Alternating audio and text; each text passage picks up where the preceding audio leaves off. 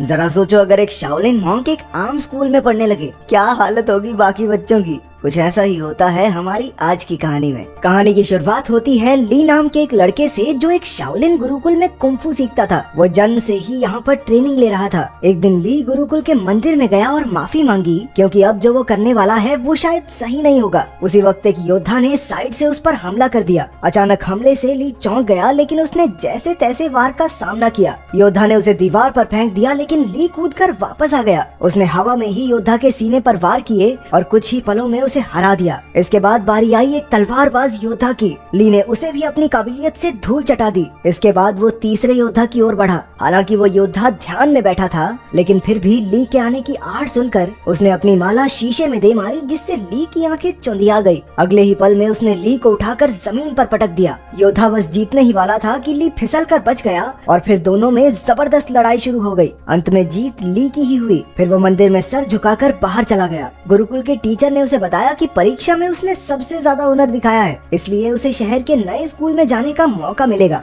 शहर में वो 3 लोगों के परिवार के साथ रहेगा, जिसमें 2 बच्चे और एक उनका पिता है। वो आदमी दरअसल एक साइंटिस्ट है जो गुरुकुल के टीचर को जानता था। इसके बाद ली नए शहर की ओर रवाना हो गया। नए स्कूल में एक 15 साल का लड़का फैंग था जो टाइकोंडो का खिलाड़ी था। उसकी छोटी बहन शैन शैन अपने भाई से बेहद प्यार करती थी। स्कूल के टाइकोंडो क्लब को लैन संभालती थी। वो फैंग के मुकाबले देखकर उसे उसकी कमियां बताती थी ताकि वो और बेहतर हो सके। लैन का भाई तो एक नंबर का पेटू था। उसे हर वक्त खाने के सिवा कुछ नहीं सूझता था। वो चारों अच्छे दोस्त थे और आसपास ही रहते थे। दरअसल ली लैन के घर ही रहने आने वाला था। उनके पिता डॉक्टर हैन कड़ी मेहनत से काम में जुटे थे। उसकी पत्नी कई साल पहले गुजर गई थी, तो अब वो काम में मस्त रहता था। वो एक खास डिवाइस तैयार कर रहा था जिस पर शहर के गुंडों की नजर थी। डॉक्टर हैन ने बच्चों को कॉल किया, पर लैन खुश नहीं थी क्योंकि उसके पिता कभी घर ही नहीं आते थे। डॉक्टर हैन ने जल्द ही आने का वादा किया और उन्हें एक तोहफा खोलने को कहा जो उसने घर पर भिजवाया था। असल में उस डब्बे में वही डिवाइस था जो वो गुंडे चुराना चाहते थे।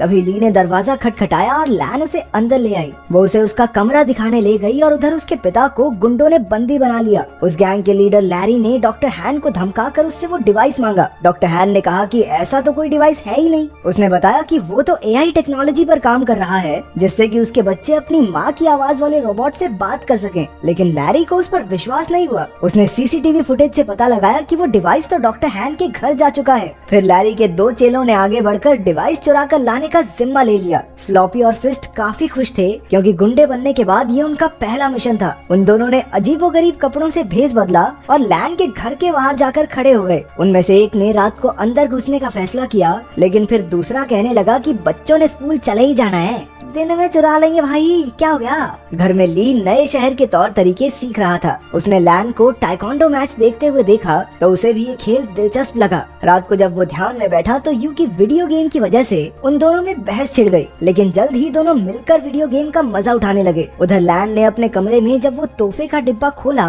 तो उसमें एक पांडा की चेन निकली। वो नहीं जानती थी कि दरअसल ये पांडा वो पेन ड्राइव है जिसके पीछे वो गुंडे कब से पड़े हैं। जब लैन ने बटन दबाया तो पांडा ने उसे पासवर्ड रखने को कहा। तभी लैन ने कहा कि कैसा पासवर्ड, और अनजाने में यही पासवर्ड सेट हो गया। फिर पांडा को ऑन करने पर उसे पता चला कि उसमें उसकी माँ की आर्टिफिशियल इंटेलिजेंस वाली आवाज है। अगली सुबह ली यू और लैन के साथ स्कूल के पहले दिन के लिए निकल पड़ा। उन दोनों गुंडों ने बच्चों को बाहर जाते देखा और अपने प्लान को अंजाम देने का फैसला किया, लेकिन तभी उनमें से एक की नजर उस पैंडा की चेन पर पड़ी जो लैन ने अपने बैग से टांग रखा था। अब उन्होंने लैन से वो डिवाइस छीनने का प्लान बनाया। रास्ते में लैन ने ली को फैंग से मिलवाया। उसी वक्त एक गुंडे ने चुपके से की चेन चुरा ली और वहाँ से भाग गया। तभी ली ने उसे देख लिया और अपनी फुर्ती दिखाते हुए उसने गुंडे को झट से पकड़ लिया। तभी फैंग भी उसका साथ देने आ गया और दोनों ने मिलकर उस गुंडे की खूब धुलाई की, लेकिन वो गुंडा अब भी नहीं माना और एक बार फिर से पैंडा चुरा कर भाग निकला। अब की बार उन सभी दोस्तों ने मिलकर उसे कचरे के डब्बे में फिट करके सड़क से लुढ़का दिया। फिर स्कूल में ली की क्लास के बच्चे एक शाओलिन योद्धा को देखकर हैरान रह गए। वो उससे पूछने लगे कि क्या कभी वो शादी कर सकता है। वो उससे उल्टे पुल्टे सवाल पूछने लगे।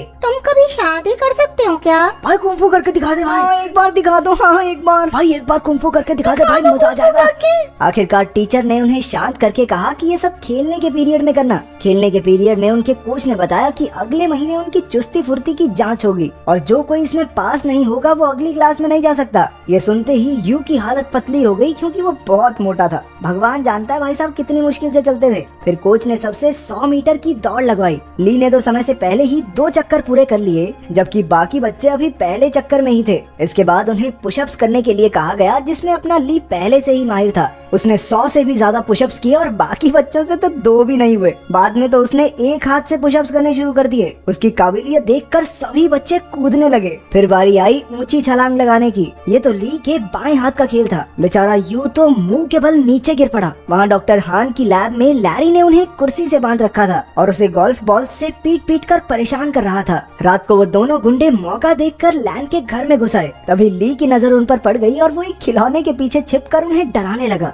लेकिन उन्होंने जल्द ही उसे देख लिया और मौका देखकर उस पर हमला कर दिया। जब लैन वहाँ पहुंची तो गुंडों ने पैंडा चुरा लिया और फरार हो गए। ली ने लैन और यू को सारी कहानी बताई, लेकिन उन दोनों को लगा कि वो मजाक कर रहा है। इसके बाद हम देखते हैं कि वो दोनों गुंडे अपने मुंह में गोल्फ बॉल्स भरकर लेटे हुए थे। असल में उन्होंने गलती से पैंडा की चेन की जगह वैसा ही दिखने वाला एक परफ्यूम चुरा लिया था। लैरी को एक खास डिवाइस 3 दिन के अंदर किसी कंपनी को बेचना है और इसीलिए अब उसे बेचैनी होने लगी। उसने बड़े गुस्से में उन दोनों गुंडों की गोल्फ बॉल से निशाना लगाया और उन्हें धमकाकर जल्द से जल्द वो खास डिवाइस लाने का ऑर्डर दे दिया। अगले दिन स्कूल में सारे बच्चे फैंग का टाइकोंडो मुकाबला देख रहे थे। वहीं यू और शैन शैन पीछे बैठी 2 बदसूरत लड़कियों के बारे में बातें करने लगी। ये लड़कियां कोई और नहीं बल्कि वो दोनों गुंडे ही थे जो भेष बदल कर वहाँ आए थे। उन्हें लैन के बैग पर वो पैंडा दिखाई दिया और दोनों उसे चुराने के लिए सही मौके का इंतजार करने लगे। उसी वक्त ली ने फैंग को एक मुकाबले की चुनौती दी। इस मजेदार मुकाबले को देखने के लिए सभी बच्चे भागकर आगे चले गए। अब सही मौका देखकर गुंडों ने बैग से पैंडा चुराने की कोशिश की, लेकिन इस चक्कर में उनके नकली बाल वहीं फंस गए। उधर मुकाबले में फैंग और ली में जबरदस्त टक्कर हो रही थी। दोनों ही एक दूसरे पर भारी पड़ रहे थे। आखिरकार दोनों ने एक दूसरे को ना मारने का फैसला किया और मुकाबला खत्म हुआ। उसी वक्त सबने पीछे मुड़कर उन दोनों गुंडों को पहचान लिया। बच्चों ने मिलकर उन पर हमला बोल दिया,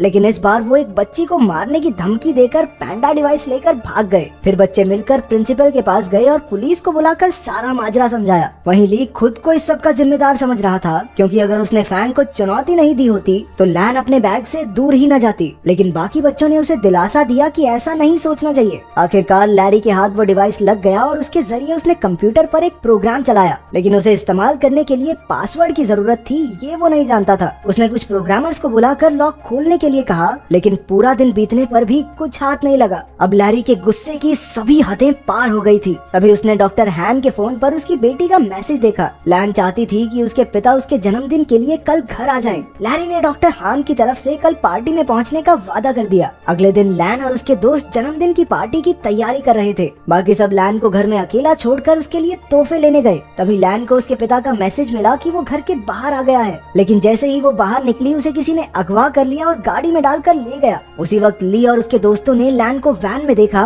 और अपनी साइकिल्स लेकर उसका पीछा करने लगे। अंत में सब डॉक्टर हान की लैब में पहुंचे और लैन को ढूंढने लगे। वहीं लैरी और उसके बिजनेस पार्टनर में बहस छिड़ी हुई थी, क्योंकि लैरी उस खास डिवाइस को कल बेचने वाला था, लेकिन अब तक उसे उसका पासवर्ड तो पता नहीं। अब लैरी गुस्से में लैन के गले पर चाकू रखकर उससे पासवर्ड पूछने लगा। लैन ने जवाब दिया, कैसा पासवर्ड? और उसी वक्त वो प्रोग्राम चालू हो गया। बाहर शुरुआत वाले दोनों गुंडे अड्डे की रखवाली कर रहे थे। ली और फैंग ने उन पर हमला करके उन्हें कुछ ही पलों में चित कर दिया, लेकिन इसके बाद उनका सामना हुआ लैरी के आदमी ब्रैडली से। वो भी एक खतरनाक फाइटर था, इसलिए ली और फैंग मिलकर भी उसे हरा नहीं पा रहे थे। अंदर लैब में लैरी की डील पक्की होने ही वाली थी कि उसी वक्त यू ने आकर चुपके से अपनी बहन और पिता को रिहा कर दिया। ली ने भी वहां पहुंचकर गुंडों का मुकाबला किया। उसी वक्त लैरी पेन ड्राइव वाला बैग लेकर बाहर की ओर भागा, लेकिन डॉक्टर हान, यू और लैन ने मिलकर उसकी धुलाई कर दी। ली एक बार फिर से ब्रैडली के साथ मुकाबला करने में फैंग का साथ देने पहुंच गया। आखिरकार वो दोनों मिलकर उसे हराने में कामयाब हो गए।